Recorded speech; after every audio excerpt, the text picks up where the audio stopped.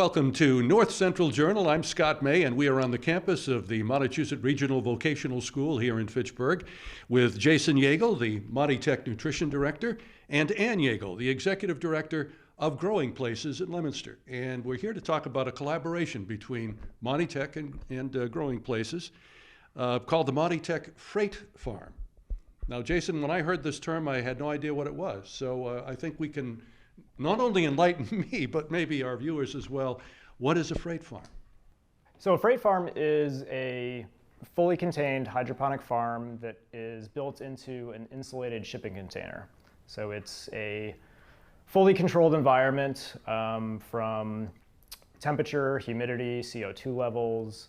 The plants are fed with a nutrient solution in their watering system. And all aspects of that are controlled as well, from pH to nutrient concentrations, temperature of the water, the timing of the watering cycle. It's very high tech, but it's also very easy to use, as well as program and change all of the variables. It is essentially the equivalent of an acre of growing field, and extremely efficient in resources. It uses only 5% of the water that traditional agriculture would use, and it has just minimal electrical requirement. When was the container delivered to Monty Tech? When did this all begin? So we received the container in June. The Monty Tech students in masonry and electrical were involved in the site prep and construction. We were operational in July. Seeds were in the ground, as it were, in early to mid-July. And they've been growing since, and we're looking forward to our first harvest, which should coincide with our open house a week from this Friday. Who took care of the thing over the summer when the kids were on summer vacation? Who was watching the freight farm? Well, I've gotten to know it very well. And we were also fortunate to have a couple of youth volunteers from Growing Places that have been helping out. So it's been the beginnings of that partnership. So we want to talk to Ann about Growing Places again in Leominster. Tell us a little bit about the background and the history of Growing Places, Ann. Sure. So we were founded in 2001, so it's our 20th anniversary. We're almost 21 years old, can have an alcoholic beverage pretty soon. And so we were founded around the food insecurity issues in north central Massachusetts. We have issues around nutrition-related chronic diseases and just general access to healthy food. We live in what's called food deserts, where there is not access to not just food, but healthy whole food. There's a difference between just food and nutritious food. And so our two founders, Kate and Cindy, decided they wanted to make a difference, and they started to build backyard gardens. So our roots are really in gardening. And now we have come full circle 20 years later to work on a broader level within the food system. Jason, you talked about the first harvest coming up a week from Friday, which is also the grand opening. I'm curious as to what the plants, the produce that is being grown will be used for. How is it going to be distributed, and what uses will it have? So a large portion is going to be used here in our cafeteria, feeding our students and staff. Our culinary students will be using a portion as well in their program. Growing Places will be receiving a substantial portion of that as well, the distribution of which Ann can speak to in more detail. You distribute throughout North Central Mass, Ann? Is that how that works? We do, and so what happened actually was we were managing the Fitchburg and Leominster farmers markets. And so we were doing distribution in that way, and we accepted SNAP, and then there's a special program in Massachusetts called the Healthy Incentive Program. And so that program adds extra dollars to your SNAP dollars, and we were accepting it for all the farmers at our farmers markets. But what we found is that less and less people were coming to the farmers markets, and that less producers were coming because there weren't as many people coming. So we did a really large assessment asking producers and our consumers, what's going on? Why don't you come to the farmers markets? And they said, either I'm busy, or the producer said, because I have to sit there, and if nobody's coming, I need to be growing my produce. And I said, well, that makes sense. And so we built a mobile farmers market. So we take the mobile farmers market to all different locations where people are using their SNAP and HIP benefits, but we also home deliver produce to about 200 households in North Central Mass every week. So how did the collaboration happen between Monty Tech and Growing Places? How did that come together? You have the same last name, I'm just wondering. It's a long story, right? It starts at UMass Amherst, I think.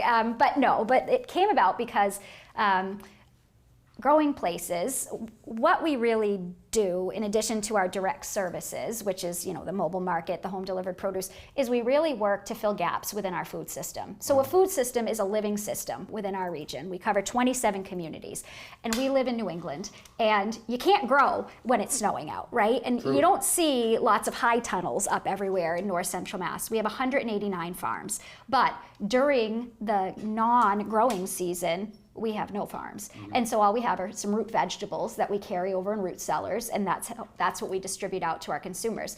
We really have that seasonality gap, and so we wanted to address it. And what a better place than Monty Tech, given their focus, given their students and what they're trying to do. And I think that agriculture is really rooted in North Central Massachusetts, and to bring that to Monty Tech as another focus area is really exciting. Now, how is this program funded? So we were very fortunate to receive a grant from MDAR, Massachusetts Department of Agricultural Resources, I believe. Good job. I didn't know where you were going with that. So we'd applied nearly a year ago now. It was in the fall of 2021. And it wasn't until March of... They were a little delayed with but the thing is that they received so many applications for this grant program. This grant program started 2 years ago out of the pandemic, because when there were all the supply chain issues, our state and the Mass Department of Agricultural Resources realized really what the state of our food system was, and they really wanted to give it some bolstering, and the governor dedicated a decent amount of funding really to the food system. And so it was through this food infrastructure security grant that its first year was 2020. Growing Places got a refrigerated van, so that allowed us to do our home delivered produce program. And then the second year we wrote for the freight farm, but there are thousands of applicants, and so it just takes forever to get through them all, I think. Now, will this eventually become self-sustaining? I mean, you've got a grant now, it was $176,000 to get this off the ground. It just paid for the equipment. It didn't pay for anything else. So they are self-sustaining. It will be. Yeah, so the goal is to have this a self-sustaining operation. Insofar as the produce that's being used here at Monty Tech, it's a huge cost offset to the produce that we would have to procure, especially with food costs increasing substantially over the course of the last 3 years.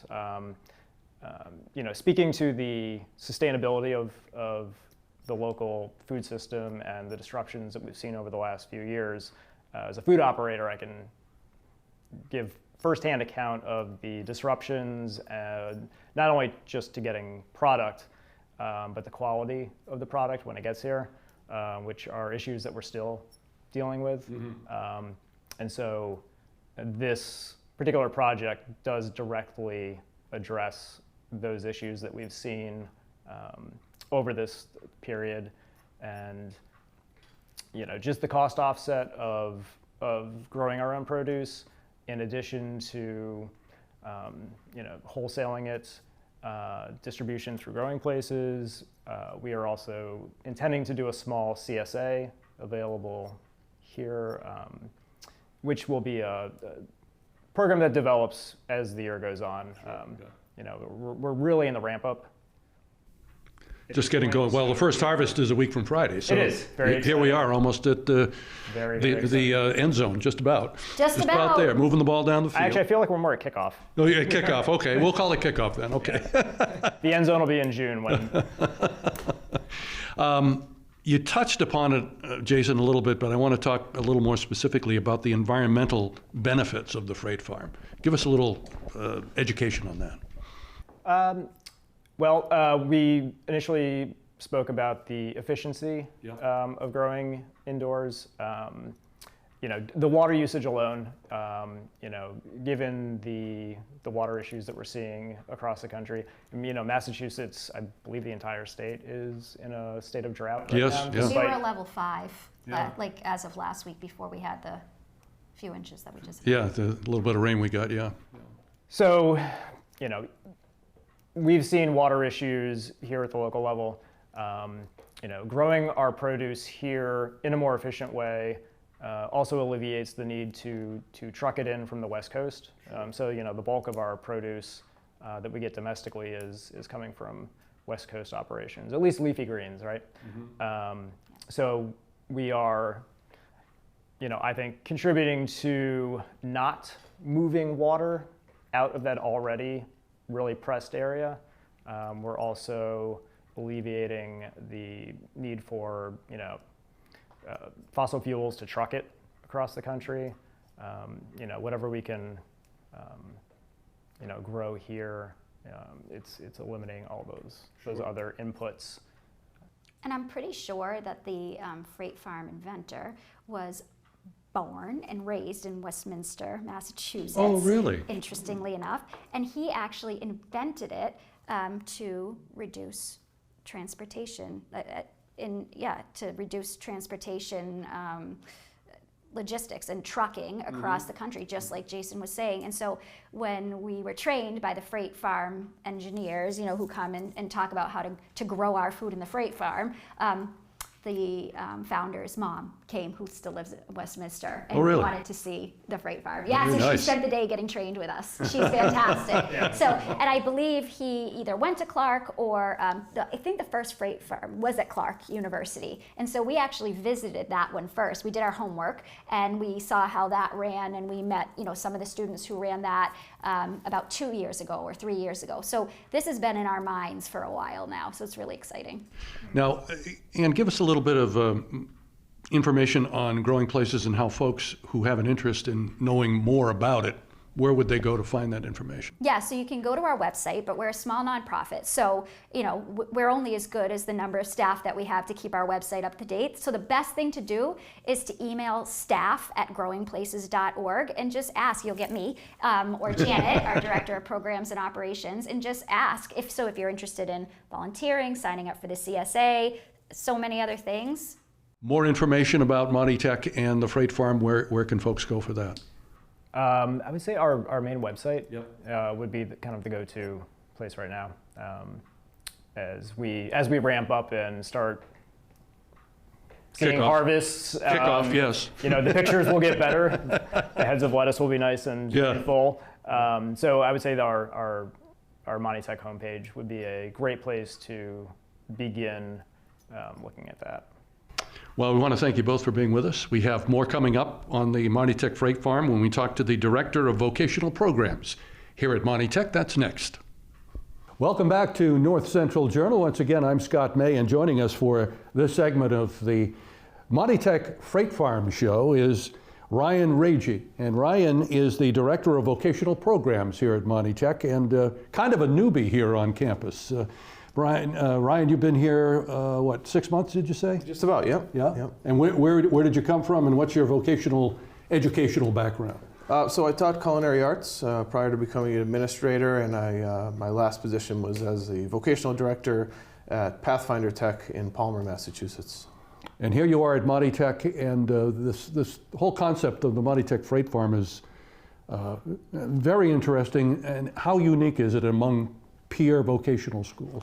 Well, I can tell you that I'm not aware of any other schools having any freight farms right now. So I think it's pretty innovative, and we're happy to have it here. And of course, with things like this at Monty Tech, we always wonder what the educational benefits for students will be. Going forward, what are the educational aspects of the freight farm that are being planned? This presents a great opportunity for hands-on learning for our students, and it's already had an impact on some of our programs. Our masonry students poured the concrete pad that the freight is sitting on now, so that was done last spring, and then as soon as the freight farm arrived, our culinary students wasted no time getting in there and starting to think about the produce that they're going to be able to use in our on-campus restaurant as well as the cafeteria here. Have you had an opportunity to sample any of the produce, or is that still growing? Yes, I have. I've tried some romaine the last time I was out, but most of it is still growing, so it was pretty young at the time, but it's delicious, and we're really excited about it here. The freight farm concept, how new a concept is that for schools, for vocational schools? Where did this all begin? So I'm not aware of any other freight farms at Right. vocational schools. I think Jason kind of came up with the idea here, and we're glad that he did, and we're excited to collaborate on it. I think several of our programs will be involved using as an educational opportunity. There's an HVAC system in the farm, there's a plumbing system, electrical system, so all of those students will be involved. And additionally, these types of opportunities are never wasted at vocational schools like Monty Tech. Right. We have all of our instructors do an outstanding job incorporating STEM, science, technology, engineering, and math into all of our vocational programs. And this is a tool that's going to be an extension of that and an opportunity for many of our students to apply their learning in that area. Well, once this thing does become an up and running program and has really established itself, perhaps you can go into the salad dressing business as well. That's a great idea. This is quite a unique concept, and we're happy to be a part of it, to promote it, to tell people about it. And Ryan, we want to thank you for being with us here on North Central Journal. We're really excited about it. Thank you.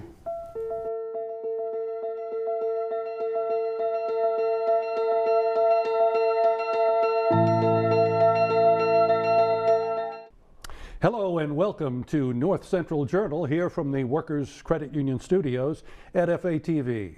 I'm Scott May, and I decided to have a guest whose name rhymed with May, and it's Danielle Ray, a reporter, photographer for the Sentinel Enterprise. Danielle, welcome to North Central Journal. Thank you for having me. I wanted to keep it simple, so Ray and May, I figured I wouldn't screw that up too much. Right off the top, having spent part of my career in the field of journalism, broadcast journalism, I'm wondering what drew you into your career as a journalist and photographer? English was always my favorite subject growing up. I loved reading, writing, that sort of creative outlet.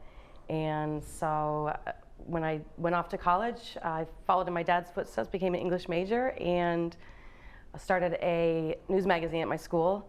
I got a taste of being an editor, but decided I liked writing more. So I guess that's where I sort of launched my career.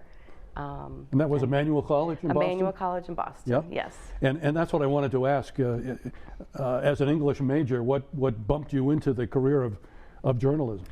Yeah, I mean, I took a lot of different courses that touched on many different aspects of communication, radio, broadcast.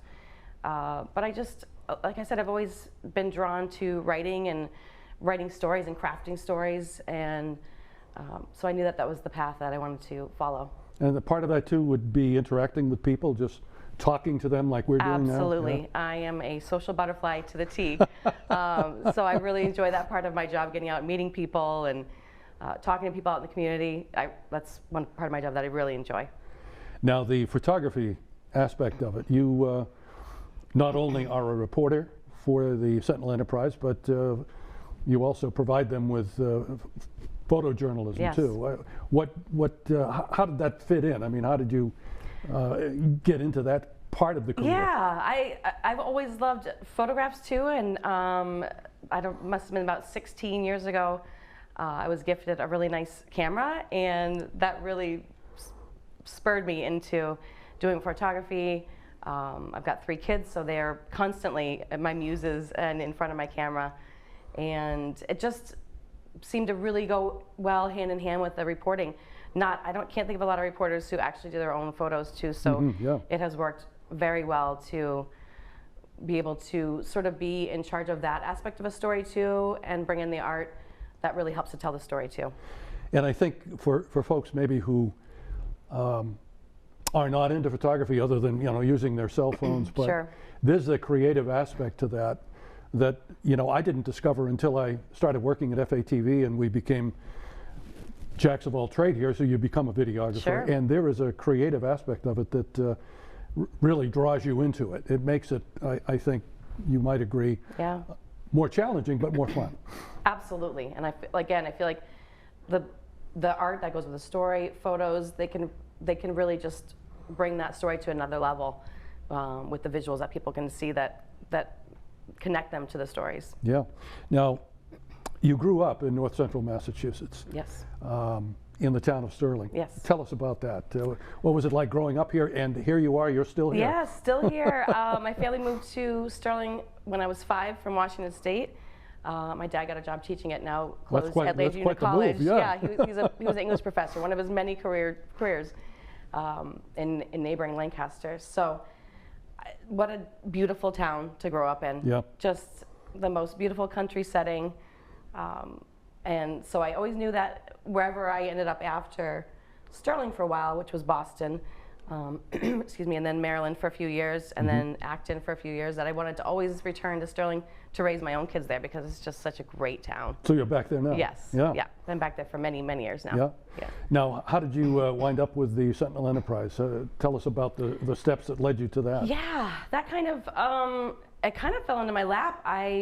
I've been doing community journalism now for about 16 years, so mostly, well, all freelance work while I was raising my kids too. Sure, so yeah. it's been a great, flexible career path to have while also raising young kids. So I had reached out to the former editor of the Sentinel asking if they had any freelance opportunities.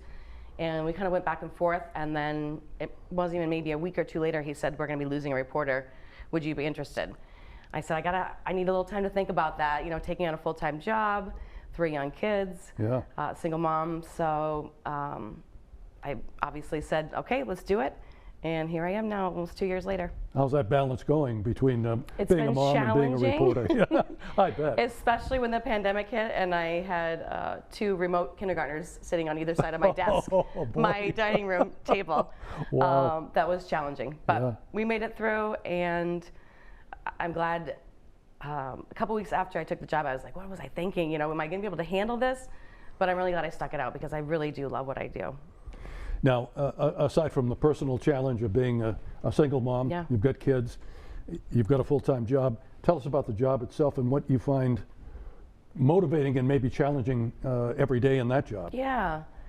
I guess the opposite of a challenge is that there's no shortage of stories out Sure, there. yeah. I have absolutely no problem coming up with stories. People will come to me with stories.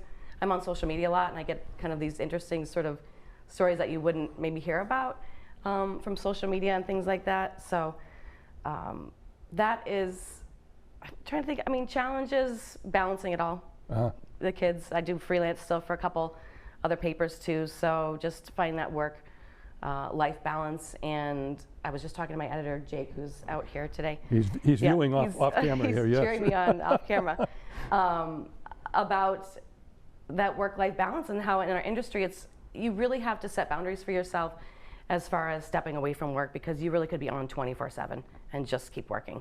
That's the industry of the newspaper business, is that there's always something going on. To relate to that and maybe help folks understand it a little bit more, when I started in broadcasting, I started as a disc jockey. Yeah. Back in the old days, we played records. And after a few years, I just found that not to be that exciting, and I got into the journalism aspect of it. And what I loved most about it was there was always something going on. It was fresh and new every day. Yeah. It was invigorating every day. And when I think back on my career as a journalist, there are some aspects of it that stand out, and it has to do with people that I had the opportunity to interview. Yeah.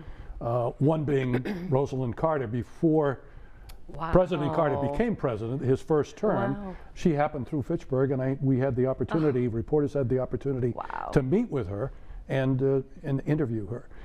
How about you? I wonder what are some of the standout maybe interviews you've done or places you've been to because of your job? Sure. I I've been asked that question before, and I did a lot of thinking about it before coming on this show, and I get to meet so many different people, community heroes. You know, I feel like it's the people that are sort of under the radar that I really enjoy spotlighting, that you wouldn't normally hear about. Sure, yeah. But of course I got to meet Governor Charlie Baker at one thing and shake his hand and get a selfie with him, which is exciting. But it's really the people that are sort of the ordinary people out there. But one story that really sticks out in my mind that I wrote very recently was in this past Sunday's issue was a 15-year-old Fitchburg High sophomore who was battling leukemia. And just writing that story as a parent, interviewing his mom and him, it just really hit home. And it's hard sometimes not to really feel those stories very deeply as a human. Who wouldn't?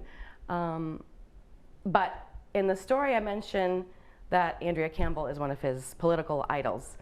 And not but 1 or 2 days later, one of his staffers reached out and they're going to try to set up a meet and greet with her and this young man, Asa. So it was a wonderful thing to come out of it. Yeah, how cool is that to be a part Very of cool. that? Yeah. Yeah. Yeah. Your personal goals, your professional goals, what would they be going forward? I'm very happy where I am now. The company that I work for tried to move me to an editor position, and I pushed back really hard because that's just not where I want to be right now. I enjoy being a writer right now. Will I be an editor? Maybe one day. Down the road, working at maybe BPR or something like that would be my ultimate career bucket list. So, you never know. Advice to young people, but young women in particular, who may be thinking about their career choices.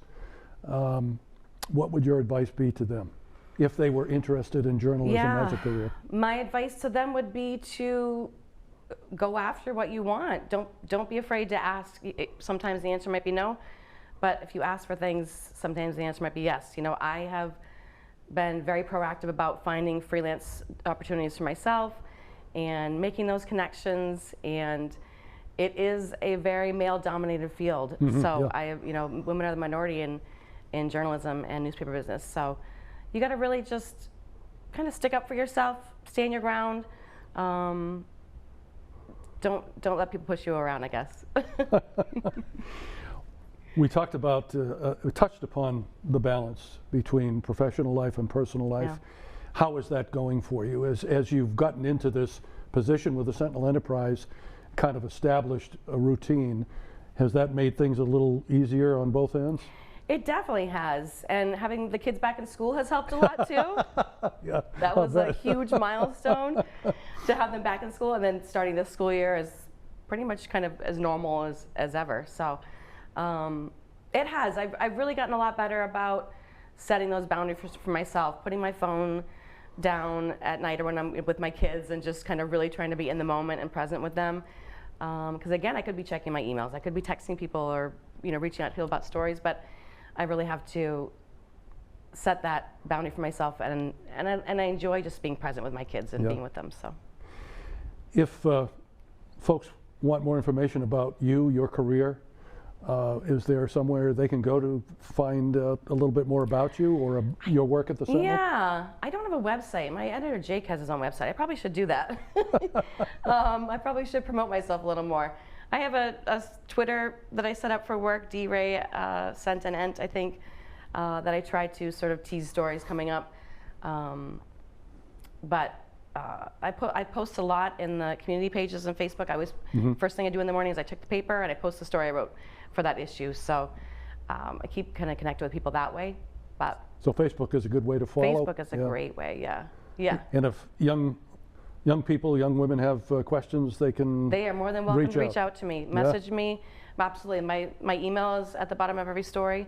I would welcome anybody to reach out. Beautiful. Well, thank you very much. It's always a pleasure talking to someone whose career is similar to a career that I had, and I congratulate you on your success. Thank you so much. Thank you for having me. This was fun.